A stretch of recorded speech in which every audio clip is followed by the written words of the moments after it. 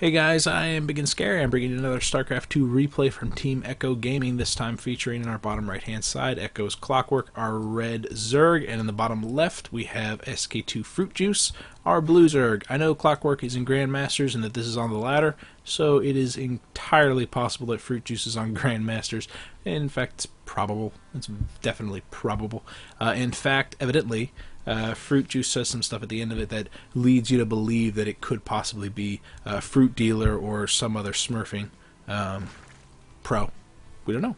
I don't know, but I do know it's a good game, so that's why I'm casting it. And it looks like an early drone scout coming out from Fruitjuice, and we can see the money starting to accumulate for Clockwork. 150 at the 10 supply mark smells a 10 pool, which is pretty much the new 6 pool. Anybody who's anybody in Grandmasters can kind of hold off a 6 pool unless it's an incredibly small map. And speaking of maps, this is Newkirk City. If you haven't seen the doodads, this is so incredibly awesome. Being able to look down there, and it's so three-dimensional, and whenever something dies, it actually falls down into the mist. It's so cool. Oh my goodness, so cool. So much cooler than a 10 pool. Because Clockwork's going to be bringing this game to an early close. Whether for him or against him, it still remains to be seen. However, it's definitely going to be a fast-moving game, so Fruitjuice is going to be aware of that. Moving off with his drone, is going to see that the spawning pool is indeed going up, maybe thinking about grabbing some gas, probably not going to be hightailing it back home to tell him to build a pool himself. There indeed does go the pool, which is very fortunate for him. He hasn't decided to build the hatchery, he did not decide to throw down pretty much anything, so it's going to be a 15 pool versus a 10 pool. Overall, not a big deficit for Fruitjuice. As long as he gets up the drones, as long as he gets up the Zerglings so that he can actually defend his drones, he's not going to be in bad shape at all. Clockwork's really going to have to work very hard in order to make this aggression work. Second round of Zerglings are already started. The extractor has been pulled of all drones once he cleared that 100 gas timing. Clockwork has definitely done this one before because the timing is absolutely tight on this. Oh, wow. Really good instincts here from Clockwork to, you know, I guess it's luck to send your Overlord in that direction just to scout out that drone. I guess bad positioning for Fruitjuice, but also very fortunate for Clockwork in order to take down that drone to deny that scouting later on to find out exactly if there is going to be a follow-through push for that. 6 Zerglings are going to be poking at the front door momentarily. Fruitjuice is going to be getting his Overlords in position, and we can see that the 2 spines are being built, but not going to be built in time. However, the 6 Zerglings from Fruitjuice are going to be finishing at just the right time. Clockwork is going to be rebuffed and pushed back home. So Fruitjuice is going to be feeling good about that. He's dealt with that aggression, maybe even thinking about canceling one of these spine crawlers. Probably going to let him finish just so he has some added defense for whenever he decides to get his own natural down there, but it is something to consider. Getting his own gas up, his own speed is going to be incredibly delayed because of the wasted 200 minerals right here, which ultimately proved unnecessary. Moving off with a drone, oh boy, is that going to be it is going to be a hatchery. Wow, Fruitjuice is going to be very hard pressed to deal with the speedlings that are going to be hitting his front door in just a couple of seconds. Yeah, Metabolic Boost is going to be finishing in 4 seconds. These Zerglings are going to be able to push in there and really have the work cut out for Fruitjuice to deny that hatchery. Here comes the speedlings coming in, doing quite a bit of damage already to the hatchery and pulling back.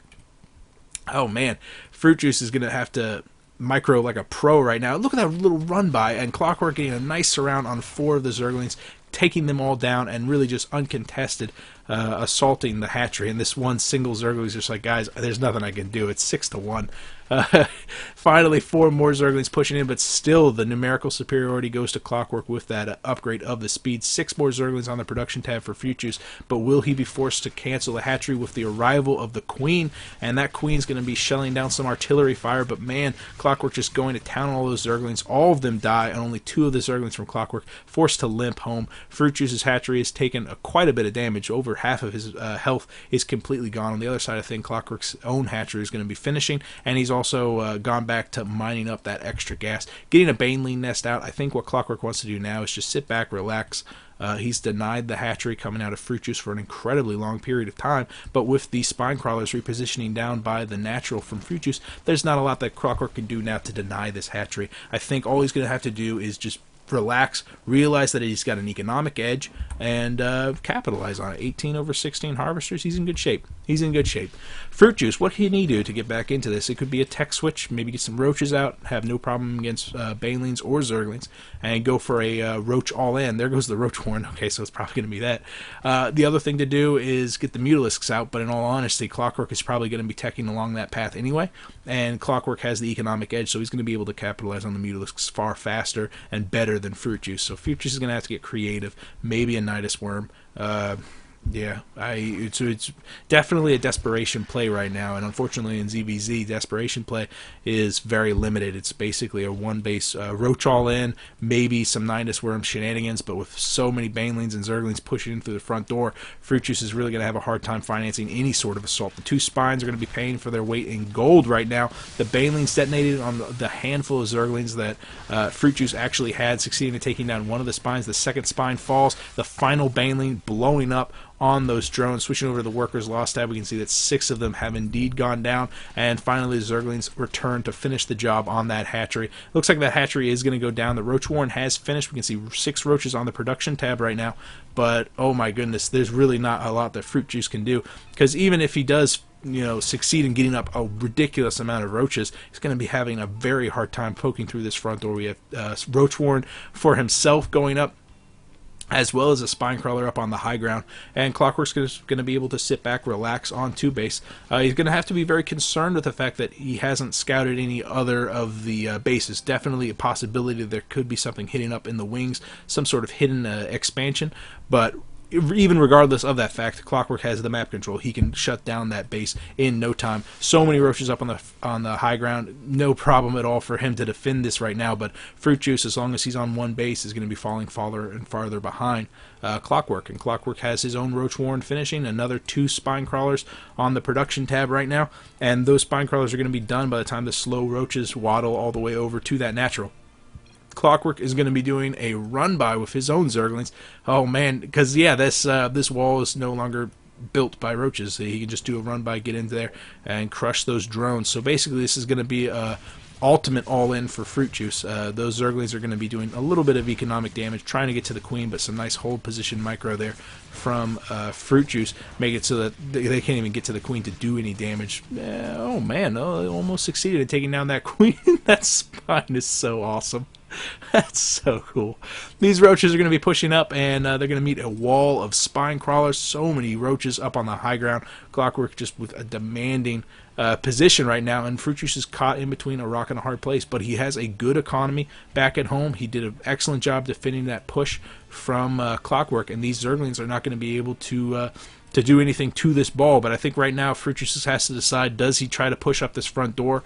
Maybe he could try to work his way around on the north side of this engagement, but even then he's going to have to be within range of at least one of those spine crawlers, maybe 2 for a short period of time, and have to deal with so many of these roaches. And I think he's just incredibly frustrated due to the fact that he scouted that 10 pool. He had his pool up fast enough, but he decided to get greedy. He decided to get that hatchery up rather than to play it safe. He knew that that pressure was coming, and he just relied on the fact that he could deal with that pressure, and he couldn't. Clockwork invested heavily in that early aggression, and he made it work for him, got an early economic lead, and capitalized on it, because right here, this is fantastic. And this is not something that you can afford normally on just 2 bases, but Clockwork has cut a significant amount of roaches. I mean, we're at the 11-minute mark. A significant amount of harvesters. We're at the 11-minute mark, 31 harvesters. We expect to be 40, maybe 45, and on 3 bases. But he cut a lot of that so that he could finance so many of these roaches, and all he's doing right now is just continually scouting that natural, and is, ensuring that extra base never gets taken. I think he's going to be tapping out any second now. This is just rage right here. You suck with your mechanics. That's not fair. That's not fair. So that's it for me, guys. I don't think there's going to be a final battle. So, this is... Yeah, there he goes. Awesome. So that's it. Grandmasters, everybody. This was an Echo Gaming replay. I am Big and Scary. I will see you guys later. Bye.